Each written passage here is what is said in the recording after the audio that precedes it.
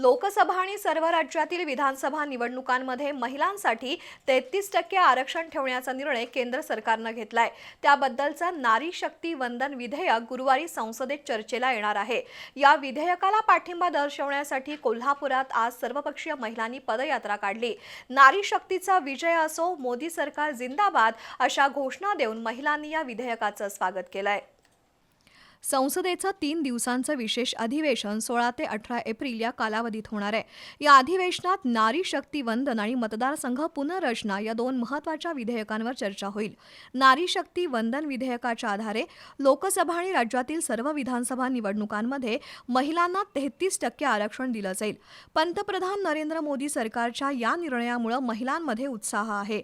त्यामुळे या विधेयकाला पाठिंबा देण्यासाठी आणि स्वागत करण्यासाठी भागीरथी महिला संस्था, मैत्रीण फाउंडेशन, भगिनी मंच यासह विविध महिला संघटना आणि सर्वपक्षीय महिला आघाडीच्या वतीनं आज कोल्हापूर शहरातून पदयात्रा निघाली।